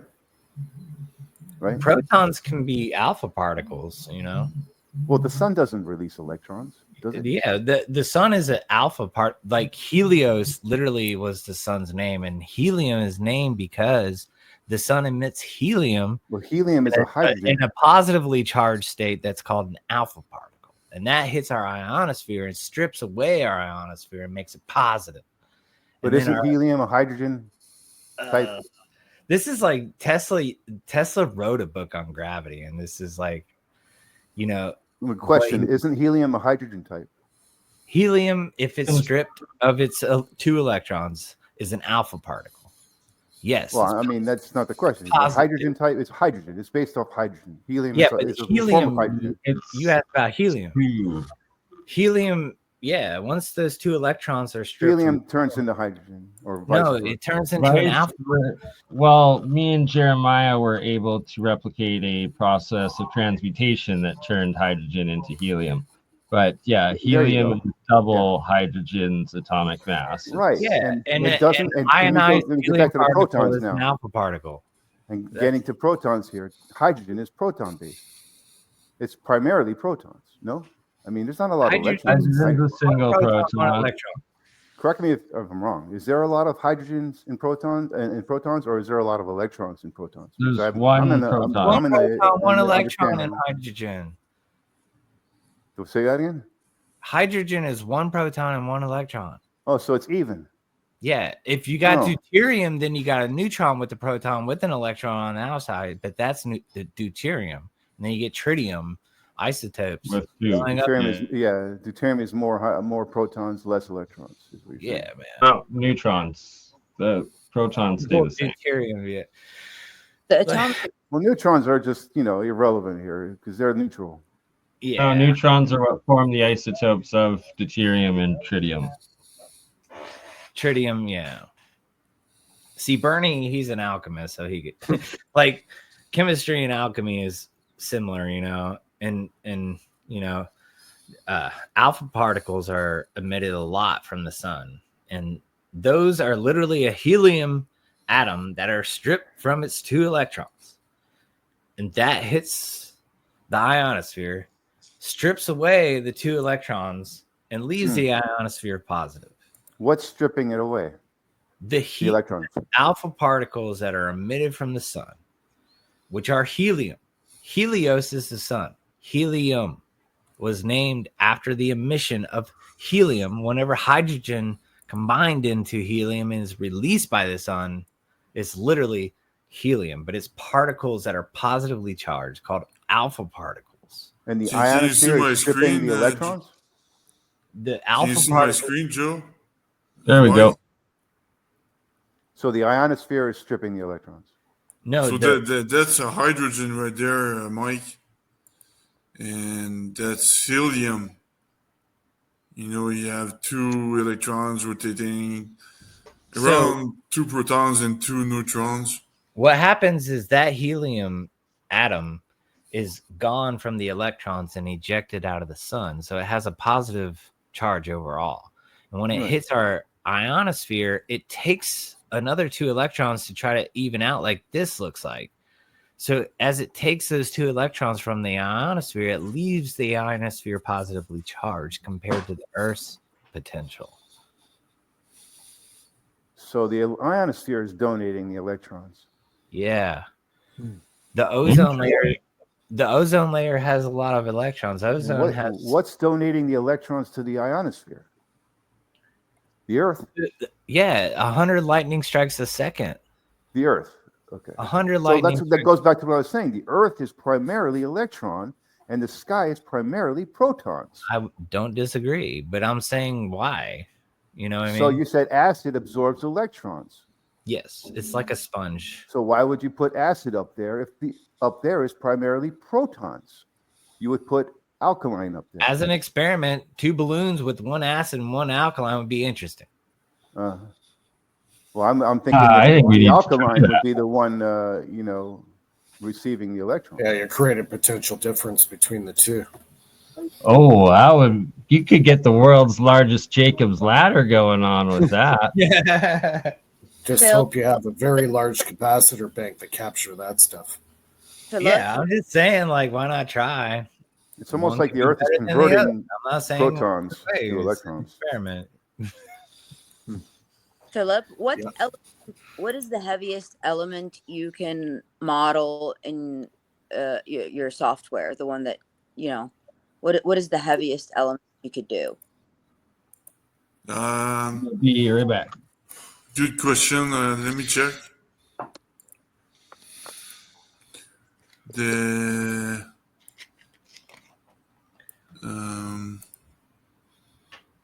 Oh wow. no, but that's I need to check the let me check the I I don't know. make I know. Gold is up there. Gold, lead. yeah. Gold and lead, I think, are right up there as far as the heaviest elements. They're all radioactive, the heaviest, but Uranium is if probably the heaviest. Bismuth is cool too. I think bismuth is easier to turn into gold than lead. No, I'm saying They're all in the same line. Oh, remember, you just said it. Remember, I was talking about that non-silicon based. It's bismuth. They're making the silicon chip with. Bismuth's Without the really silicon. cool. Yeah, bismuth and graphene. It's What is- diamagnetic. the heaviest non-radioactive one is called organicin. okay, and what's my Interesting. Organicin, sorry, I missed the so you could do terminology. so What's you the could atomic simulate number? 118. So you can simulate 118. Yeah, but I don't think I don't think anyone's ever synthesized that. They have a very short half-life on that. It's heavy. No, with it's potential. not. It's not a radioactive element. That's 118 right here. The noble gas. Oh, okay. All these electrons and protons adding to the heaviness of an atom. It's all just potential. So it's just potential heavy. Energy density. I mean, it's not real. It's potential. It's just, Energy density. Energy is literally the charge and the voltage of an electron, like at a quantum level. All you need is charge and voltage, and electrons exist everywhere. So unless you say that electrons don't exist, I'll say that energy is free because I'm breathing in these electrons that are perpetually part of atoms that you can't destroy. Electron exists, but it's not a particle. It's just a virtual But particle.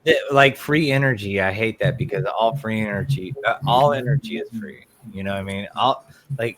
What we get to exist right now is like breathed in by these perpetual motion little atoms going on. And I forgot. Well, they don't exist. It's like breathing in air. Without air, okay, you have consciousness. If you don't have air, you're unconscious. Get it? But you have to consolidate potential to get heavy. You'll agree with me that if you create, there's a lot of ambient energy around us. It's everywhere. It's free, dude. Everywhere. We're swimming in it. We're just like, you look at most of space is just hydrogen. We can't Hydrogen harness is the it. most balanced. We one can't electron, one harness it proton. because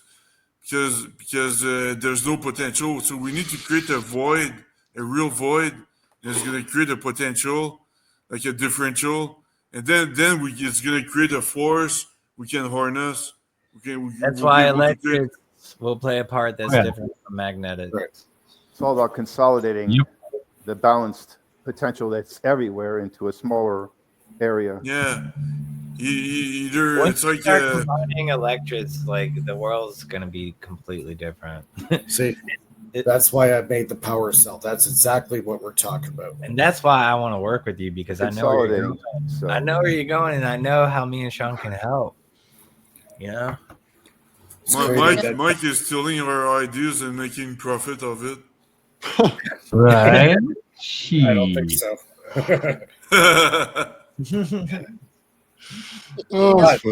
But how do you use the bismuth, if you don't mind me asking? Sorry, bismuth in? How do you use that? What, in my cell? I don't have bismuth in the cell. Okay. But the diode is like a consolidator. Sorry. Well, the diode, the bismuth, it can be used it's actually in that diode that John Hutchison was working with. Gotcha.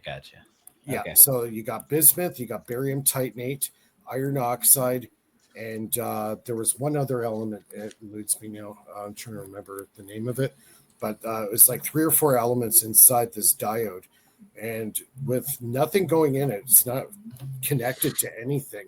He was getting a quarter of a volt. Constant potential. I saw this guy. Did you see this back in the day, Michael? You probably saw this where he had this like black looking rod and he put 2 probes on it and it lit a light bulb. Yeah, that's this And power he- cell I technology. saw that. Yeah, and he was saying it's aluminum bismuth alternating layers. Yeah. And he Yeah. also You know, has you can't find barium. those videos anymore. Yeah, they're No, hard to I find. got a couple of them. I was watching one today. He also has barium titanate wafers in there. They were, I believe, a 16th of an inch thick, and they were about 1.5 inch diameter. He had like 20 of them. It cost him like something like 30 grand. Barium Wow. titanate is a really interesting electric material. Yeah, I got tons of it. I've got barium titanate. It's hard to get. That's awesome. You can get it. I have about $3,000 worth of this stuff right now. Well, I mean, Sparky Sweet thought it was cool, so I think you're on the right path, brother. I think like I said, if we understood what we're doing together, we could really do this. One thing's for sure is these metals, you can't combine them without separating them with a neutral like carbon or something, because they could eat each other away, you know? That's what I have in the cell, carbon. I could say something, but I don't want to give away anything. That's how they make diodes. They got the, you know, one metal, Carbon then layer. carbon, then another metal of different metal, and then carbon, and then another metal of a different metal. And I like that's the way how- you think, Mike, but I just can't comment. That's how they get the energy to Off-mic. go in one direction, not back the other. They have to use less conductive metals from left to right as they go along, and that's in that same way. You know, the perpetual energy diode can be manufactured. You know, technically, if you know how to combine the metals right. You know, with insulating in between them, you have to. Or you don't have to if you're able to combine them in a way where they don't eat each other away, you know. Honestly, like you're not gonna just. I feel bad, but like I've thought similar maybe 5 years ago. Like, and imagine me thinking what you're thinking now. Where I'm at is close, and I congratulate you for thinking like that, man. But I can't comment on how I would do it. But just keep thinking about it, and you'll figure it out. Yeah. Well, what I'm thinking is you got to find the right. You know, let's start with two metals. If you find two metals that don't eat each other away, now you got to find a third that doesn't, you know, corrode the second, and then a fourth that doesn't corrode the third, and so on. And if you can layer them like that without a carbon insulator in between, that would be my thinking as the way to do it, because the carbon is going to. How do you think the Earth does it? Probably it's like that, yeah. You think something similar? I mean, there's carbon all over the place too, you know. Absolutely. So I don't think. But just you know, like I always say, like if you think of something that seems more complicated than what the Earth can naturally do, you may want to rethink it, because the Earth. Well, actually, like, I'm thinking the Earth is not actually doing the production of the energy; it's doing the conversion, and that the celestial bodies are creating sounds that do the vibrating, and that's what creates the energy is the sound. And the Earth is not creating anything; it's doing the conversion. It's converting the sound into energy. well, And when I that's say Earth, I mean nature in general. yeah. Yeah, I just did a voltage test on this cell that I just made, the new design. It's putting out 2.52 volts. Like the whole space is where the sounds are from. You know, the combination of bodies out there, you know, moving around or creating the sounds, you know, that you can't necessarily hear, but they're there. And you know, the Earth is converting those sounds into waves. Is the 2.7 volt? Is that a solid state? Yeah, this is a solid state. Yeah. I love the solid state. That's cool. Converting the waves.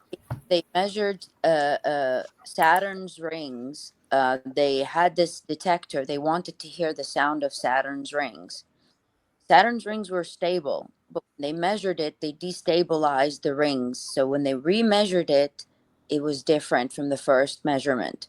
So it told them that by trying to read, the sounds, it altered its state. It collapsed its function. So it disturbed the ring system. So, sound does affect. So imagine if you're localizing a high energy beam in a local area, yeah, it could destabilize it. It could even. How did they know it disturbed the state if they can't listen to it? They had to do it visually somehow to see the disturbance. Whatever that machine that they used, when they converted it, to see it visually and hear it, there was a difference between the first time that they took the measurement and then the second time. So they knew that they were the cause of that disturbance. That machine is that powerful. Oh, so the machine had to beam out a laser or something to. Exactly. I see. Okay. Well, of course, that laser is going to connect to the ring of Saturn and bring it that vibration through the laser to the planet Earth, and that's going to definitely change the resonance going on with Saturn as a single unit. Once you send a laser out to it connected to another body, then it's not a single unit now. It's 2 units combined. A light may not be a wire or a physical wire, but it's still a connecting medium. BurnEye disappeared on us. Sorry, just looking for my external hard drive. Just need a minute. So I've built 4 of the new cells on the new design, and I'm getting about 10.63 volts, and it's been running pretty steady. I took this one off the stack just to measure the power, and I'm getting a steady 2.5 volts out of the cell. My old cells were only putting out about 1.6. These are like almost double the voltage. And you don't need to feed it no power, just puts out the 2.5. Huh? Just runs on its own, man. Nuts. That's the barium titanate. No barium titanate in this. I can't really talk about what's on the Graphene. inside, but it's got a graphite plate. Yeah, that's the main conductor. The charge, whatever charge is coming through that median, is going to gravitate itself into the graphite. So it has capacitive value.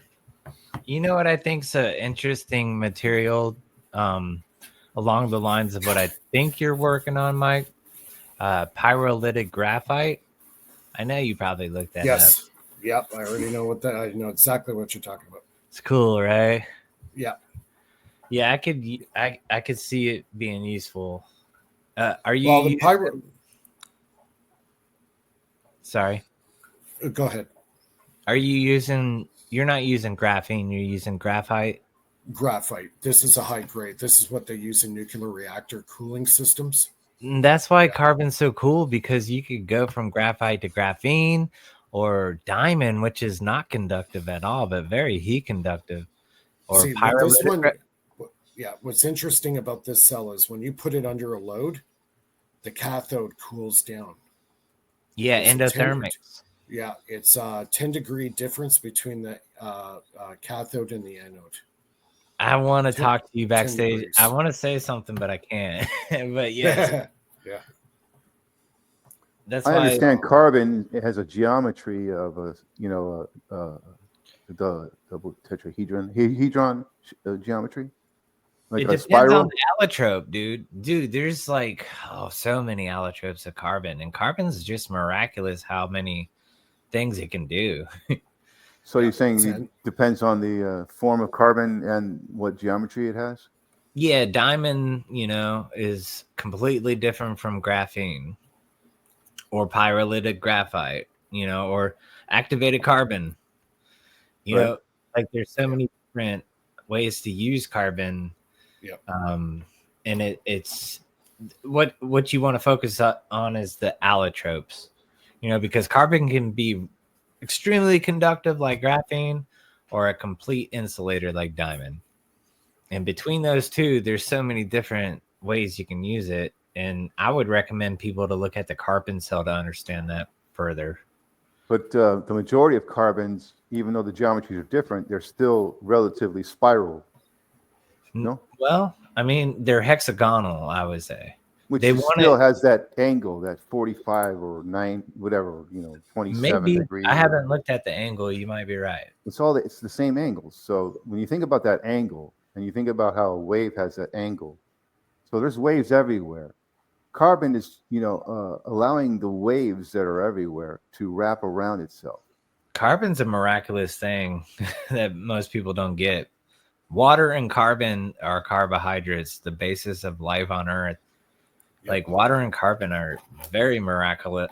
Like so many ways you can take water and carbon, just out of any two elements. It's just amazing. The fact that diamond's an insulator, which tells me that the carbon in there, the molecules are not aligned. No, they are. No, they're tetrahedrally aligned. They are aligned. And how is it an insulator then? Because it's a thermal conductor, right? So it allows photons to pass, and the cleavage, I guess. Electrical insulator? Thermal. I mean, don't they use diamond in crystal oscillators? That's quartz, yeah. I'm sorry, quartz. It's it's similar to diamond, isn't it? Quartz. Well, that's silicon, not carbon. It's a carbon. Quartz is a carbon, right? Silicon. Quartz is silicon. Silicon. And silicon dioxide. But it is a semiconductor like carbon. Carbon's in the same, like on the periodic row or column going down. You got carbon and silicon, and then germanium. So they're in the same semiconductive class. So diamond's not exactly an insulator then. Diamond is a carbon-based insulator. It's one of the best insulators against electricity, but it's one of the best thermal conductors. It can conduct heat, but it can't conduct light too. Yeah. Light as well. To make diamonds, it takes very, very high pressure of physical pressure as well as heat at the same time. That's why diamond has the properties it does. But it's still carbon. It's still the same thing. Still carbon, yeah. It's just tricky. No, but they have a solution to make diamonds more efficiently using gallium. That's alchemy, man. I can't say this. It's material science, right? Yeah, I think it all depends on the angle of the carbon. How about you have a pile of sugar and then you send a balloon up and cause a lightning strike to hit that sugar, and maybe you're gonna get a little bit of diamond out of it. Yeah, they're combining gallium, nickel, iron, and silicon. Design graphite crucible.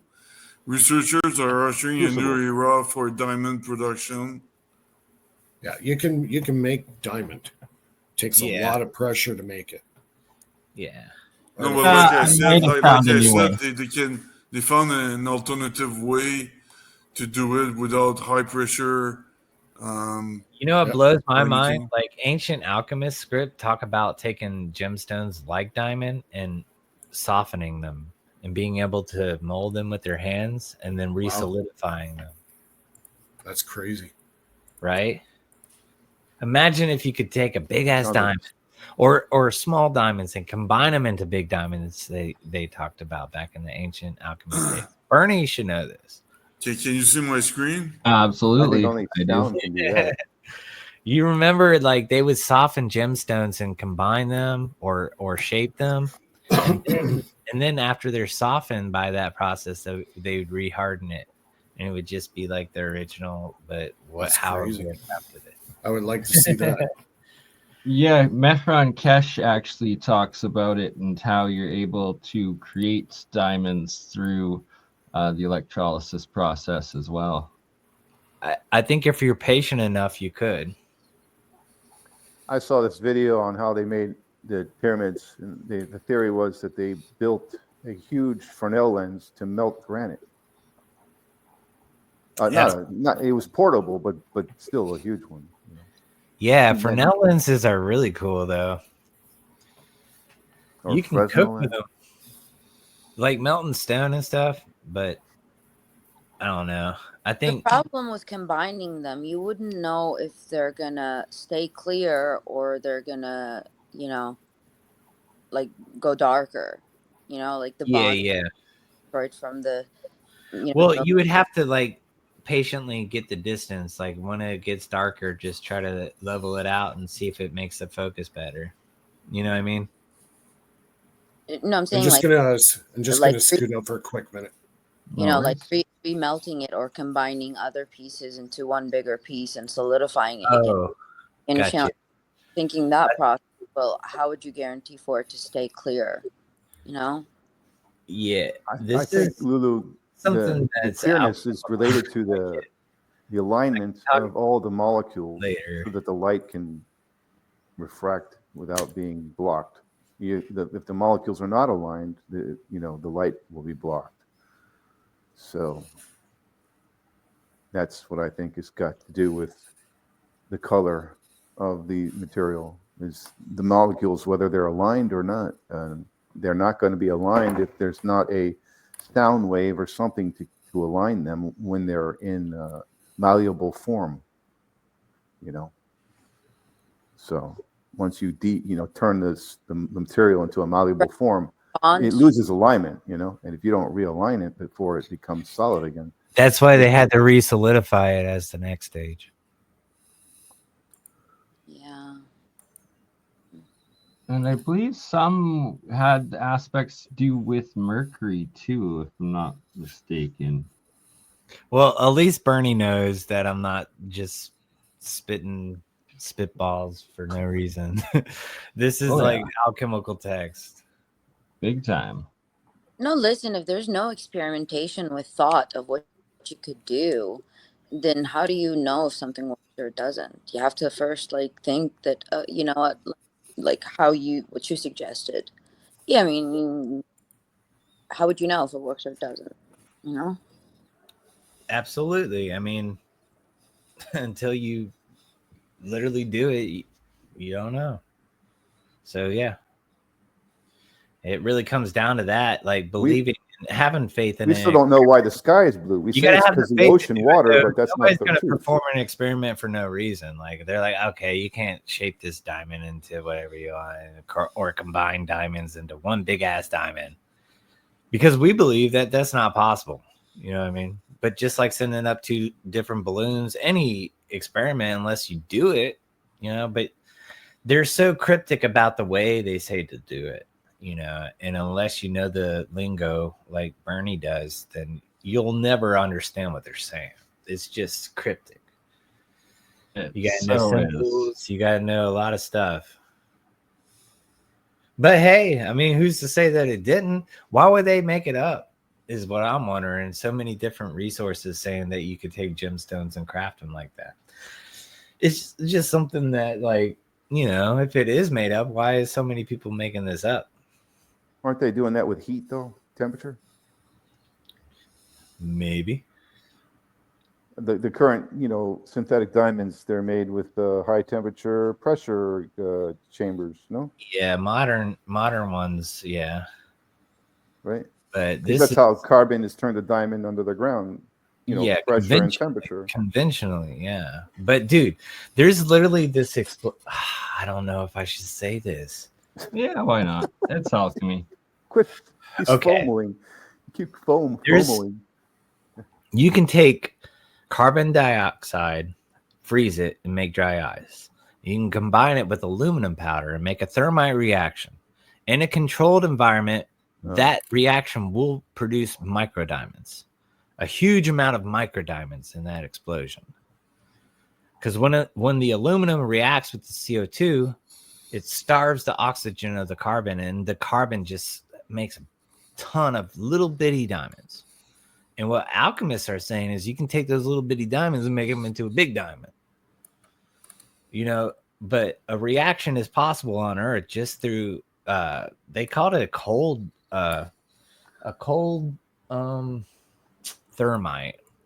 because Yeah, it's the yeah. only time you're using Everybody's dry chasing ice. diamonds, like you It's a can get rich off thermite diamonds reaction. if you can make them. I'm just Once- saying, I can make diamonds. If you want me to make diamonds, I It's can not, make. yeah, but if you can make diamonds, you're not going to get rich because then you made a diamond. That means people can make Yeah, diamonds now, because and they're everywhere, and they're not if valuable But diamonds, anymore. they're already doing it Trying to now. get and rich off. I'm not trying to it's get rich off of it. different than I'm cubic What's the forbidden use zircon. of what's the use of diamonds? You know, Drill what, blades and the hardness. if what are they di- using for? You know? Diamonds if are worth diamonds are not more rare anymore, per they're weight gonna than lose their gold. value.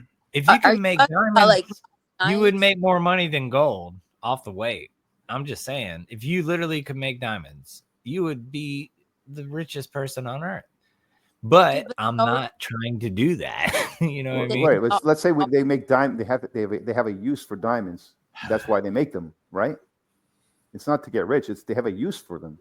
but they are already available. They're called moisanites. They're lab ground diamonds. They're Yeah, they'll have saw blades that are have these little bitty diamonds that are made by a process Right. that I'm For telling you. saws, right? and I they're know like that the part, but price of a that's real diamond. it's And cheaper to use the synthetic whole diamonds for that than to But use, you're literally pressure and making all that. diamonds more easy than gold. I mean, it's worth more than gold in weight. Okay, But so I'm the gonna shut up. ones that you can create in a lab are good for tools, but diamonds for the diamonds, they be natural diamonds. But for tools and experiments, Well, that's yeah, one use, cutting blades and all that. But there's got to be yeah, more than one use for diamonds. I mean, synthetic because it'd be space, a cost effective. space work, Yeah, uh, but you're gonna groundwork, uh, tunneling. Maybe they use them to make these tunnels under the ground. Maybe that's why they make diamonds because they're making tunnels all over the place, which we know that's happening. yeah, but it's supposed to be for for use as in building material, not for the use of what tradition holds of what a diamond is valued to compare to one Yeah, that is jewelry or whatever. made by man versus made by nature. Like the ones that are made by man is good for the building things, but the I can ones, see why people would want to make gold because it's very useful for electronic devices. yeah, Like, okay, but there technological. should be because the value would be different. Do you understand? Like the like okay, let me put it in this perspective. I'm a girl, right? A synthetic diamond would mean crap to me, although it's a Right. diamond, but so the value has a difference on to whom is viewing that. From like commercial use, they don't care. They want the synthetic one because it's cheaper instead of being mined and hard, like from Right. wherever, like for mass production. Yeah, they would want the synthetic one. They don't care about the natural value of it, But the right? facts are the facts. In the long run, if diamonds are produced like they are today, using them for jewelry is going to phase out. It's not going to be No, appealing I'm not anymore. saying for jewelry. No, I'm just saying that natural diamonds, what gives them their value versus the synthetic diamonds? What's the value? Because one is natural, one is man-made in a Right. in a factory. There's not a Well, if I may say one thing, what would be the difference if somebody did turn lead into gold and say, you know what, this block of gold is made from lead and this block of gold is natural? It's the same question. There'd be a lot more iPhones. Yeah, gold is gold. The CERN was able to do that recently. Did you hear I'm about just it? saying, you're saying a diamond made artificially has a less value, but they could just hide the fact that it was artificial and say, look, we found this diamond in Africa. Yeah. No, you can't hide that. Actually, you can see the difference. All right. You can see it under a microscope. What's you call those guys? Jewel smiths, whatever. They can easily see which one's real and all that. It's got to do with the something to do with the I don't know. They can tell though. The clarity, I think, it's not as clear. The synthetic ones are not as clear. Okay, I will say with vapor depression, like what you're talking about, like the vapor type of diamonds, yes. But the way I talked about it with the thermite reaction on CO2 and aluminum, mimics a real diamond, but they're very, very small diamonds.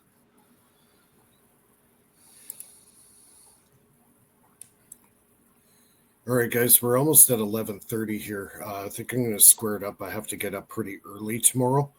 But I'd like to thank everybody that popped into the show tonight. Lulu, Nathan, Philip, Mike, Bernie, and last but not least, Jarvis. Thanks a lot. We go live to air again next Friday at 9 o'clock Eastern and 6 o'clock Pacific. And I hope everybody has a great week and productive week. And we'll see everybody soon. Good night, everyone. Thank you. Good night. Good night. Much love. Right. Stay on, guys.